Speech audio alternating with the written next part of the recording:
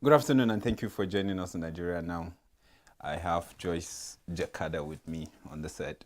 Joyce, good afternoon. Good afternoon, Mr. Sambu How are you Solomon. doing? I'm very good. It has As been a pleasant day, and of course, we thank God for life and the privilege to be counted amongst the livings. Good afternoon to our viewers out there. the weather is a kind of different today. Yeah, but nevertheless, whether rain, cold, we're out for the work.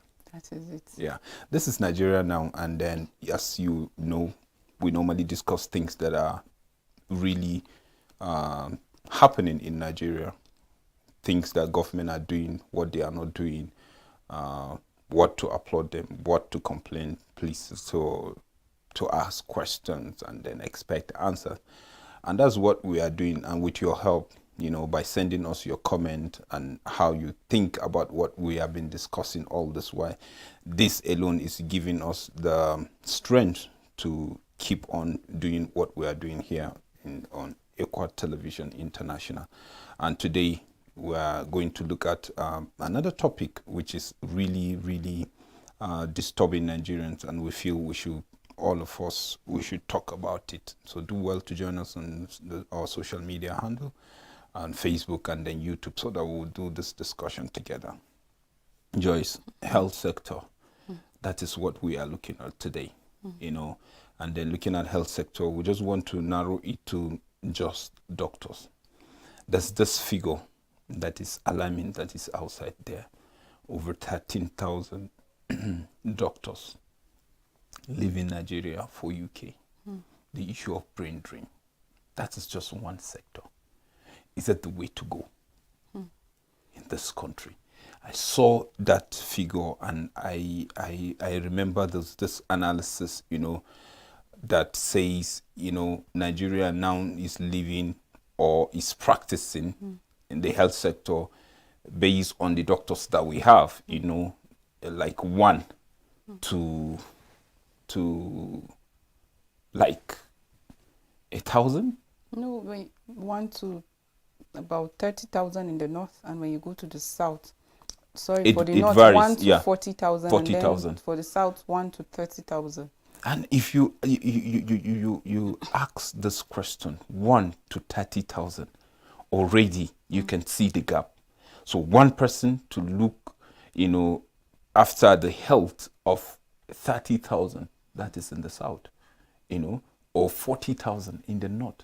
How visible it is, even if you are to see these people per day. You understand?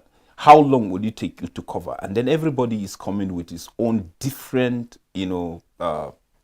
case. They are not coming to you with the same malaria, all of them. Everyone is coming with his own peculiar problem. And then you are expected to handle these people. And now we are seeing how doctors are jetting out of this country. Where are we heading to? As a country, do we have leaders? Do we have ministry that takes care of that? What is happening? These are questions that people are asking. If you ask me, I'll tell you the situation is worrisome. Like, it's really worrisome that amidst deadly diseases, and then what we keep seeing is that our doctors are going out of the country to practice in another country. And this figure is coming out just recently, as the Kaduna State chapter of the Nigerian Medical Association observed their Physician Week. That's when the chairman of the association, talking about Madaki, raised the alarm of the fact that over 10,000 doctors are now practicing in UK just within 7 years. That's from 2015 to 2022. And then they have come out to lament how that in just a month, we saw that the GMC, talking about General Medical Council, have registered like about 200 doctors in a month in UK. And between August and September, we had about over 1,000 doctors that have been licensed to practice in UK. And they also lamented the fact that amidst brain drain. We saw how recently NMA released that figure that only 24,000 doctors are left in Nigeria. And then when you just suppose that number to the population of over 200 million people, then you will see that when you go to the north, it will be like one doctor to 40,000 people. And then when you go to the south, to be about one doctor to 30,000 people. And then how possible is that? And no wonder they cry brain drain. And not just brain drain, they talk about the fact that Nigerian doctor is poorly paid. They talk about the fact that Nigerian doctor is overworked. They talk about the fact that they lack necessary work tools. And not just that, they have talked about how they have become target to even kidnappers. Not just in Kaduna State, but all over. They decry the state of insecurity. If we're talking about this number, Solomon, I just want to break it down for you that from 2015, like how we got to this over 10,000 doctors. As at 2015, 233 doctors left for the UK. As at 2016, we have 272. And as at 2019, 1,347.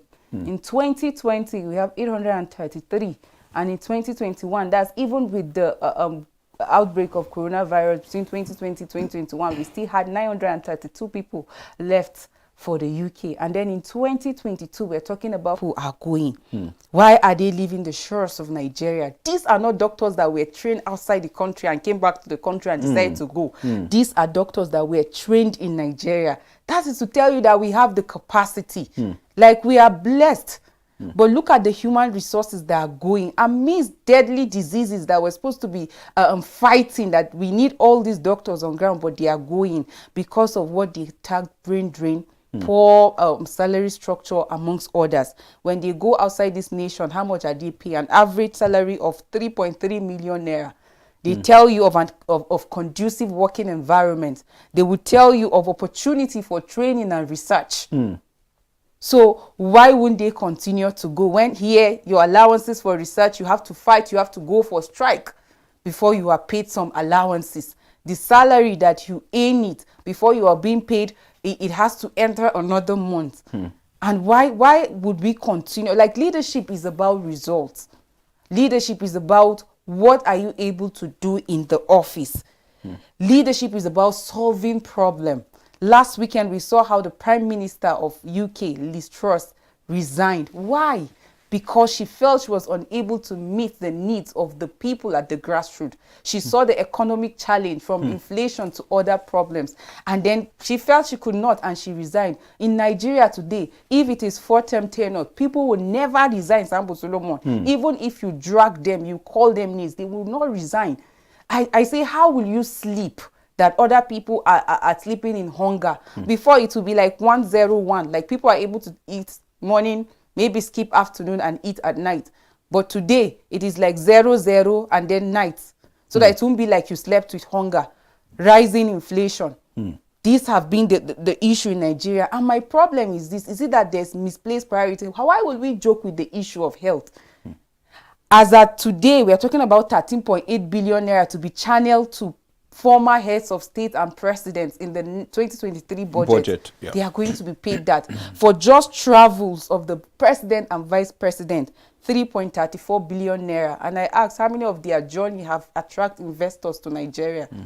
Why do we keep the cost of governance so high that we forget sectors like the health? Look at the number of doctors that we are losing per month. I think a lot needs to be done. Like I said earlier, leadership is about solving problems, not just about personal interest. And if you look at this, Joyce, we are second to India. Yeah.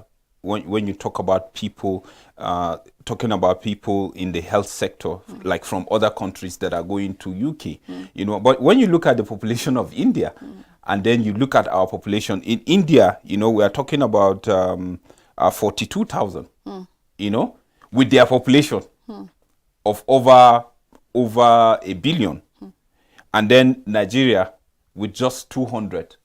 Already see how the number is growing. Now already we are talking about 10,000. You get the point. So the whole thing, like you really said, I think the issue of leadership, the issue of priority, there are certain things that we play with, and then we try to make it look like there's nothing wrong, because in this situation, that's when you will find a minister of labor, defending these figures that you see. Because I remember there was a time he said Nigerian doctors are Nigerian doctors are sufficient to take care of Nigerians. And with this figure, it's conflicting with what he's saying. So does it mean that he really know what he's doing in his office, or who normally gives him all these reports? Because these things are even the leaders of the unions that are saying this, they have the statistics. At least we should know how many doctors we are producing in a year. But as a country, how can you produce something that you want to use? It's not sufficient to you, but you are exporting it. That means you don't even have the people you are producing, And you see, all of this is they use our own people to make all of those research. Yes. Because you train the doctors with Nigerians, with our facilities, and then when they travel, they are being recommended to serve in those organized They stand settings. out, They stand out. They stand out. Then what is wrong? I think, like you said, is it that they are being fed with the wrong information? What I would like to say is this. Do you have to sit down in those offices in Abuja to wait for people to bring information to you? Can't you go down to some of these local government areas? Can't you go to those rural areas as well and check? That is what leadership is all about. We saw in Borno State how Governor Zulum will wake up as early as 6 a.m. and go to a primary school to check who is on ground, who is not on ground. Like he has been doing that even to hospitals. Like, why can't we see leaders that will bring themselves down and do the needful? Like, do you have to wait and say, according to reports coming to you from this?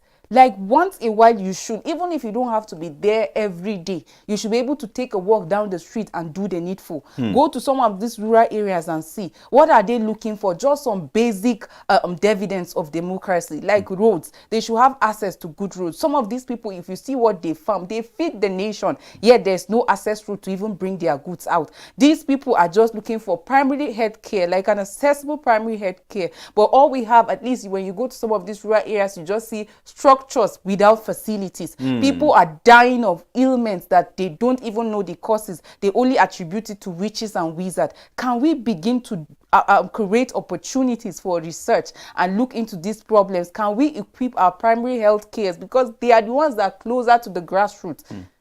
Beyond sitting down and thinking that, oh, we have done this and that, like I will always emphasize, can the common man, the average man on the street, can the man in Pushit, in Awak, can the man in Wamba say that, yes, I've been able to feel the dividends of democracy? I think we need to do a lot in terms of leadership and in terms of good governance. If we do that, then I think we'll get the change we require. You talked about the issue of seeing a structure without even facilities. There's this report that we discuss here on this show. When you go to the southwest, the issue of banditry, in a situation whereby you find out even the bandits have converted the clinics, to be their hideout. And nobody's saying anything. And nobody's resigning. Nobody's asking questions. Like, it is our criminal. Like that's one of the problem with the people. And that's why I always emphasize, as we look forward to 2023, it is key. This change we desire is in our hands. You can't fold hands and say these leaders are wicked. You have a part to play. Don't be deceived that your vote will not count. Go out and, like we've been saying it for years, my vote will not count. And you keep staying at home without voting. And then the bad leaders keep emerging. And then the situation never change. And the problem is that when you go to market, they won't say these are the people that vote, this is their price. And for the people that didn't vote, it won't affect you. The bad leadership will affect gender. It will cut across gender, cut across religion, ethnicity. So if you are there shouting, it is our turn. So whether the person is performing or is not performing, let it remain in our house. I think we need to outgrow this nepotic thinking and mindset. We need to outgrow tribalism. Let's begin to think in the line of competence, like who can do what. Let's check the antecedents. For our presidential candidates, all of them were one time this, one time that. What were they able to do in office while being governor, while being vice president? Check their records and what are they able to do now? How can they bridge the gap between the prior price of dollar to the official price? Before this administration came into power, Sambo Solomon, dollar was between 100, like around 100. But as of today, it's 760. Look at the issue of insecurity. Now you can't even fly Kaduna Abuja road. You have to be praying to get to your destination safe and sound. Like a lot of things that we need to deal with it if we want Nigeria to become better. And it's up to the people, like I always say. It's up to the people. You are right, Joyce. We are caged. Let me put it that way, with so many things, and then all the things that are happening with us. To me, my own personal opinion, they are man-made. They are man-made, and all, you can attribute it to bad governance, bad leadership, and then when you look at it, the issue of purpose, you can't find it even in this leadership, because if you have purpose, that is when you can prioritize well. You see the issue of security. Why are we today talking about security? Why are we today talking about health sector? Why are we today talking about education? This are key. If a government will come and they will say these three things, will concentrate on it and will channel our energy. See, when you talk about economy, that you are talking about dollar now, dollar official rate, is 700. You understand?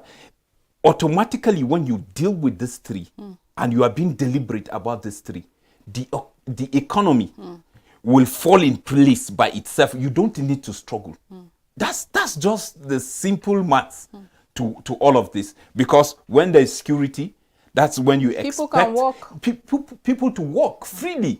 And before you know it, whatever they do, it add up to the GDP. And then people, if you are talking about investors, like you said, how many of them that all this they are traveled, that they spend all this taxpayers' money that brought a reasonable investment into the country, and you look around, you won't find like something you can really hold and say, yes, this is it. And then sometimes I said is the reason why, because they allocate this money to themselves. Permit me to say it that way. It's because they feel this money is not coming from their coffers. You understand? Just imagine that they said, Joyce, is from what you save in this year, that you will use part of it to do whatever activities you have for 2023. Bet me, even your feeding, you will start calculating. Your travel, you will start calculating. Okay, I'm supposed to visit Solo. I think it's not the right time. Okay, if I visit him, what is the value attached to it? You will start calculating. But when I'm giving the money that you are supposed to use, and then they are saying I should use it, I don't even know how you gathered the money, what you went through. For me, I will start thinking of anything that comes to my mind. So far, the money is there, not thinking the implications. You understand, attached to my extravagant spending. You see, you look at spending now on education, spending on health. You saw the percentage there. You saw the amount. Now we are spending on Aso Rock, right? And then the president and most of the people that are there are not even using the facility. The same president that is allocating some money to the health sector, he's traveling abroad for his health care. His ministers are traveling out. His principal officers are traveling out for medical care. Does it make sense? Does it make sense? It doesn't. It doesn't. Personally, if you ask me, it doesn't make sense. But still yet, you will see these leaders justifying that. But sometimes all the problem is not even the leaders. Sometimes is what they call them? Their aides. Because some of these politicians, their aides don't normally tell them the truth. Sir, you are doing well. Ma, you are doing well. You understand? Just for their boot leakers. Boot leakers. Yes. Just for what they will get. Just for what they will get. But the reality is out there that they're supposed to go out and see. It's quite unfortunate, but I feel it is high time, like you said, 2023. Yes, we have seen it, we have gone through it, and then some people are still passing through this pain that they don't even know when to be out. And 2023, I think, is the year. You know, once we do the right thing. Now the issue of flood. Some people are saying flood is a natural thing that now is a yearly occurrence. Yes, we know flood do occur yearly, but this particular one, we know that it happens after 10 years for a particular reason, all linked to Lado Dam in Cameroon. But still yet, the Minister of Humanitarian Affairs is saying that they want to go and then have a discussion with Cameroon by November. And already, like we speak now, some houses are still submerged. People don't know where to go. People don't have what to eat. People don't have water to drink. But still yet, you are planning till November. You know, I listened to the Minister of Water Resources when he denied the fact that he said that there is no agreement between, like there's no document showing any signed agreement between Nigeria and Cameroon on the Lagdo Dam, on which they are supposed to build their own dam. And then he talked about the fact that the Cameroon did not even notify them, not until 24 hours after the dam was opened, before they were actually informed. I like the fact that the Minister of Humanitarian Affairs is talking about going to Cameroon and talking about it. Well, if you ask me, I can just say this is a reactive measure, because we saw how that the president as well have given the Minister of Water Resources 90 days to come up with measures in averting all this, but they are all reactive measures. We know that these dams are going to be open every 10 years. From 2012 to 2022, what did we do about it? That's the question. We knew that after 10 years it's going to be open. Even if you say they did not call you, or they call you 24 hours after it was open, what have you been able to do from 2012 to 2022? Are we supposed to sit down and wait until they inform us that the next 24 hours or 1 month notice that they are going to open the dam before we do something about it? Water in some nations, in some countries, they are assets.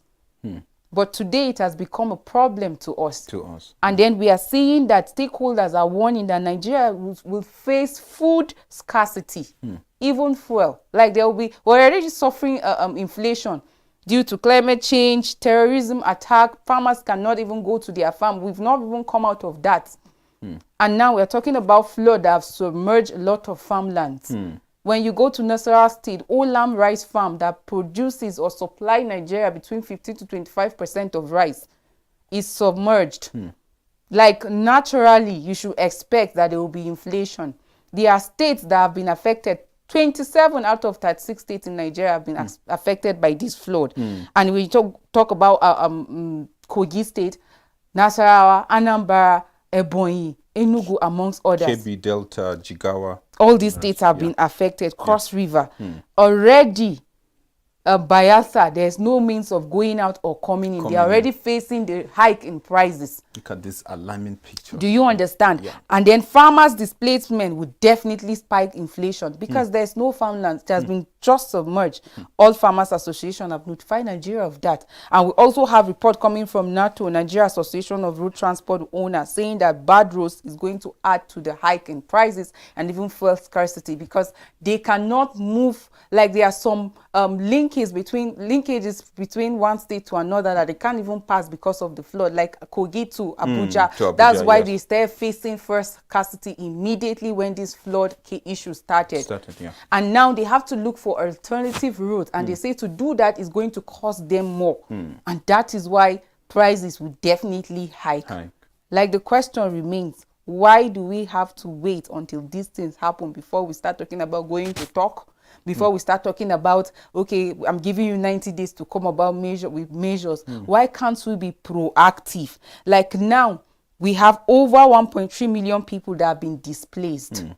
They don't have where to sleep. They don't have, like, they are displaced. We have about 20, like, over 600 lives have been lost. Over 200,000 homes have been destroyed in this flood incident in Nigeria. But what is key for us and why we're talking about this is what are the measures that we should put in place to avert this? Because in the next 10 years, that's what Cameroons do. After 10 years, they open their Lagdo Dam. What are we supposed to do? What are the measures that we should put in place? One, I think we should go back to the River Basin Development Authority and do the needful. Like I said, water is supposed to be an asset. We can use it as form of energy. It can be used for dry season farming. Let's do the needful. We should clean our drainages and channels. It is also important that we take conversation about societal development, very important. Let's create awareness about climate change. The Minister of Humanitarian Affairs have said that the flood has not stopped. Southern parts of Nigeria should still expect more. Yeah, Bayelsa, Delta, and Cross others. River, yeah. And there's need for us to keep sensitizing. Let's not just go to media station and sensitize just once and go. Let's continue sensitizing people. Let's show that we are a strong nation by being proactive. From now to the next 12 years, let's be proactive in averting this. I agree with you, Joyce, and I believe the right authority are listening to us. Let's just do the needful. Let's be proactive. For once, let Nigerians feel our impact that yes, we have leaders that are concerned about the well-being of our citizens. You know, people are really suffering. People are really going through a lot, even before this flood. And then with this flood, you are talking about over 300,000 hectares of land being damaged. So you begin to see and begin to project how 2023 is going to be, Joyce. It's not going to be easy, but we know our God is faithful, is living. He's the one that has been taking care of us, and then his promises are yea and amen. He will continue to be with us. But there are some things that ordinarily you don't need to pray for them. Like, for instance, pray for light, for instance. Pray for light supply, pray for water. It is not done. Like in advanced country, you don't see them taking this as a prayer request because the leaders feel these things are necessity. You know, they provide all of these things. It's the responsibility of the government to provide security, to provide succor, you know, to our citizens. This is the right time that we call on the well-to-do Nigerians, the business